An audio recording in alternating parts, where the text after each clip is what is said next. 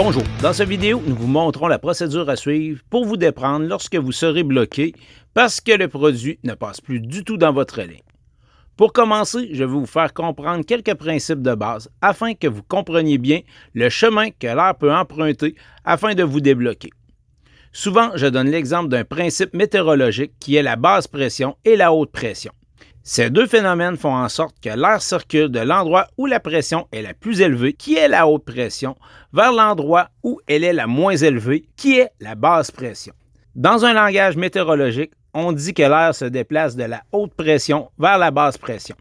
Donc, pour pouvoir débloquer votre citerne, il faut comprendre un peu ce principe. L'air ira toujours vers l'endroit où il y a un vide. Donc, pour pouvoir créer un vide dans votre citerne, il faudra la dépressuriser, ce qui créera une basse pression. Pour commencer, fermez votre moteur. Fermez toutes les valves de départ de votre citerne, incluant vos vibreurs.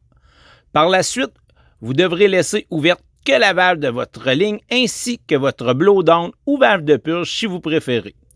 Vous devrez dépressuriser la citerne complètement avant d'entreprendre d'autres manœuvres pour essayer de vous débloquer.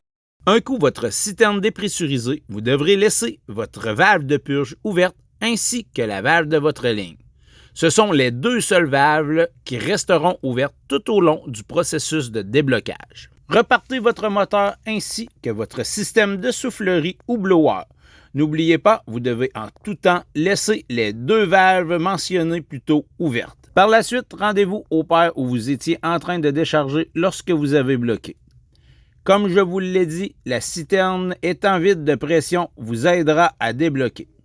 Maintenant, il faut créer une pression dans votre ligne qui est déjà probablement élevée, aux alentours de 15 PSI. Il faut alors ouvrir la valve du paire pour que la pression créée dans votre ligne, qui est votre haute pression, puisse aller se blottir dans votre citerne qui, elle, est votre basse pression.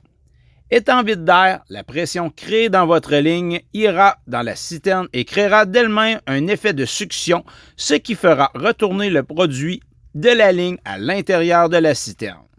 Maintenant, refermez votre valve. Avant de réouvrir, attendez que la valve de sûreté réouvre et répétez l'opération jusqu'au moment où vous fermerez la valve de votre paire et que la valve de sûreté se referme également. Avec certains produits, il se peut que vous répétez la fermeture et l'ouverture de votre valve pendant plusieurs minutes avant de déboucher. Au fur et à mesure de vos manœuvres du ouvre-ferme, vous vous rendrez compte que la citerne sautillera légèrement sur elle-même. C'est un indice que votre produit retourne et entre dans la citerne. Si après quelques minutes, vous n'apercevez pas les secousses, changez de paire et allez au prochain vers l'avant de la remorque. Si la citerne commence à sautiller, c'est que la ligne était bouchée avant le paire que vous pensiez qui était bouché. C'est ce qui arrive souvent lorsque l'on essaie trop longtemps et que l'on s'acharne à vouloir déboucher, s'ensuit cette procédure premier recours. Si vous effectuez cette procédure et que rien ne fonctionne, il se peut que vous n'ayez d'autre choix qu'ouvrir les trappes en dessous de votre remorque, mais avant d'en arriver là, composez le 1283 pour parler au formateur de garde qui vous guidera dans la procédure et la décision à prendre à ce moment-là.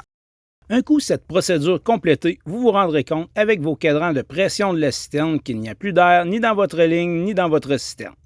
Cela voudra dire que vous aurez bien débouché votre ligne, celle du client, et que vous aurez bien complété la procédure. Par la suite, reprenez-la où vous étiez, c'est-à-dire repressurisez votre citerne à la pression désirée, réouvrez vos vibreurs ainsi que la valve de votre ligne. Ouvrez par la suite la valve de votre paire. N'oubliez pas, ne l'ouvrez jamais au complet en recommençant car vous risquez de reboucher. Fiez-vous à vos cadrans de pression pour vous guider jusqu'à la fin du déchargement. Toute l'équipe de Kingsway vous souhaite bon déchargement et sans tracas, en espérant que cet outil vous aidera au moment opportun.